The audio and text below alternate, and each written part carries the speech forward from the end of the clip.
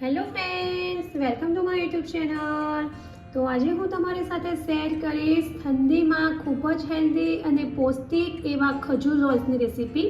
શરીરની ઇમ્યુનિટી તો વધારે જ છે, સાથે સાથે ખૂબ જ હેલ્ધી એવા રોલ્સ છે। તો ચાલો આપણે શરૂઆત કરીએ ખજૂર રોલ્સ બનાવવાની। તો એના માટે મેં અત્યારે પમ્પકિન સીડ્સ લીધા છે, ત્યાર પછી સૂર્યમુખીના બી છે, મિક્સ ડ્રાયફ્રૂટ છે જેમાં કાજુ, બદામ અને પિસ્તા છે, જેને આ રીતે મેં ચોપ કરી લીધા છે। ત્યાર પછી ખસખસ છે, ખજૂર છે, સૂકું કોપરાનું છીણ છે, રેડીમેડ જ લીધું છે મેં। ત્યાર પછી ગુંદર છે। ખજૂર જે છે તે શરીર માટે ખૂબ જ ફાયદાકારક છે અને ખજૂરના તો આપણે જેટલા ગણીએ એટલા ઓછા ફાયદા છે। જે કબજિયાતની સમસ્યાથી બચાવે છે, હાડકાં માટે સારી છે, મગજના સ્વાસ્થ્યને સુધારે છે અને થાક અને નબળાઈ તો દૂર કરે જ છે। તો ચાલો આપણે શરૂઆત કરીએ ઝટપટ બની જાય એવા પૌષ્ટિક અને હેલ્ધી ખજૂર રોલ્સ બનાવવાનું। તો ખૂબ જ હેલ્ધી અને ઇમ્યુનિટી વધારે એવા ખજૂર રોલ્સ બનાવવા માટે મેં અત્યારે ગેસ ઉપર કઢાઈમાં 3 થી 4 ચમચી ઘી એડ કર્યું છે અને હવે આપણે ગેસની ફ્લેમ મીડિયમ કરી દઈશું અને ત્યાર પછી હવે આપણે જે આ મિક્સ ડ્રાયફ્રૂટ છે એમાં કાજુ, બદામ અને પિસ્તા છે એને આપણે 1 થી 2 મિનિટ માટે થોડા શેકી લઈશું। તો આપણા જે મિક્સ ડ્રાયફ્રૂટ છે એ શેકાઈ ગયા છે, તો હવે આપણે એને પ્લેટમાં બહાર કાઢી દઈશું। તો આ રીતે આપણે મિક્સ ડ્રાયફ્રૂટ છે ને શેકી લીધા છે। ત્યાર પછી આપણે પમ્પકિન સીડ્સ અને સૂર્યમુખીના બીને પણ શેકી લઈશું।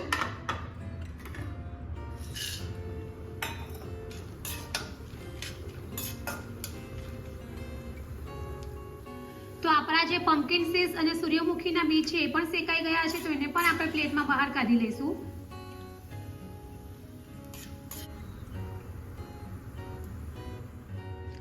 ત્યાર પછી હવે આપણે આ જે ગુંદર છે એને પણ ફ્રાય કરી લઈશું।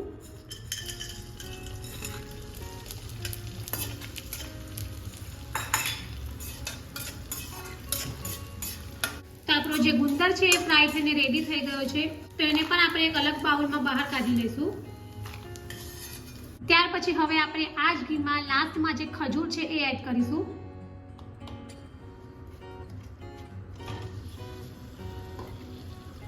અને હવે ખજૂરને આપણે થોડું સોફ્ટ થવા દઈશું। તમે કોઈ પણ ક્વોલિટીની ખજૂર લઈ શકો છો।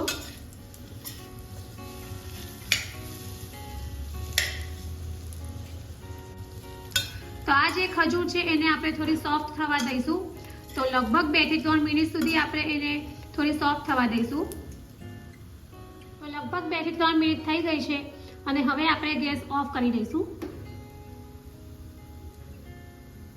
ત્યાર પછી અહીંયા મિક્સર જાર લીધો છે, જેમાં આપણે જે ખજૂર છે એને ક્રશ કરવાની છે। તો મિક્સર બાઉલમાં આપણે ખજૂરને ઉમેરી દઈશું। તો આ રીતે બધી જ ખજૂરને મિક્સર બાઉલમાં એડ કરી દીધી છે અને ત્યાર પછી હવે આપણે ઢાંકણ ઢાંકીને એને ક્રશ કરી લઈશું। તો આ રીતે આપણી જે ખજૂર છે તે એકદમ સરસ રીતે ક્રશ થઈને રેડી થઈ ગઈ છે। તો હવે આપણે એને એક બાઉલમાં બહાર કાઢી લઈશું।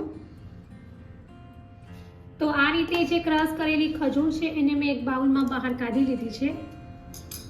ત્યાર પછી હવે ખજૂરમાં આપણે જે મિક્સ ડ્રાયફ્રૂટ અને જે પમ્પકિન સીડ, સૂર્યમુખીના બી હતા તે આપણે એડ કરીશું। ત્યાર પછી હવે આપણે થોડું સૂકું કોપરાનું છીણ એડ કરીશું।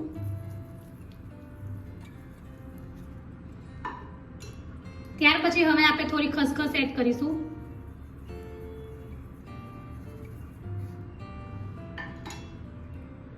ત્યાર પછી આપણે જે ફ્રાય કરેલો ગુંદર હતો એને મેં આ રીતે ક્રશ કરી લીધો છે, તે આપણે એડ કરીશું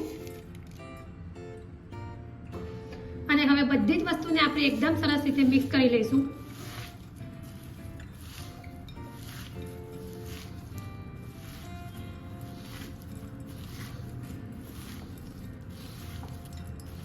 તો આ રીતે આપણે બધી જ વસ્તુને એકદમ સરસ રીતે મિક્સ કરી લીધી છે। ત્યાર પછી હવે આપણે રોલ વાળી લઈશું। તો આ રીતે હાથની મદદથી જ આપણે સેટ કરી લઈશું।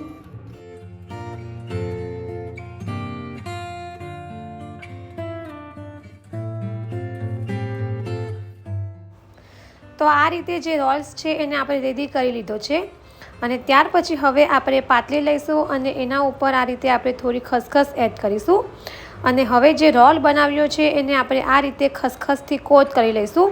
તમારે જો ખસખસની જગ્યાએ પિસ્તા લેવા હોય તો તમે તેને પિસ્તાને પણ લઈ શકો છો.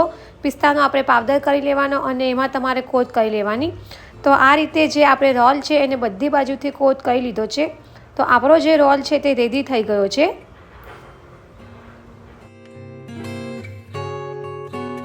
ત્યાર પછી અહીંયા મેં આ રીતે એલ્યુમિનિયમ ફોઇલ પેપર લીધું છે, જેમાં આપણે જે રોલ્સ બનાવ્યો છે એને આ રીતે આપણે મૂકી દઈશું અને હવે આપણે એને ટાઈટ બંધ કરી દઈશું.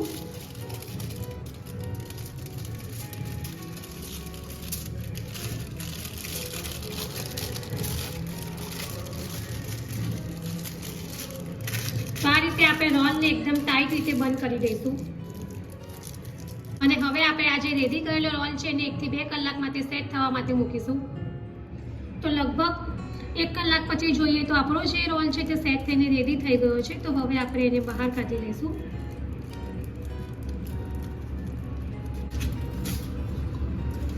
તો આ રીતે આપણો જે રોલ છે તે સેટ થઈને રેડી થઈ ગયો છે અને હવે આપણે જે રોલ છે એને આ રીતે કટ કરી લઈશું, નાના પીસ કરી લઈશું. તો આ રીતે આપણે જે રોલ બનાવ્યો હતો એમાંથી એક પીસ કટ કરી લીધો છે અને બીજા બધા પીસને પણ આપણે આ જ રીતે કટ કરી લઈશું. તો રેડી છે આપણા ખૂબ જ હેલ્ધી, ટેસ્ટી, પૌષ્ટિક અને શરીરની ઇમ્યુનિટી વધારે એવા ખજૂર રોલ્સ.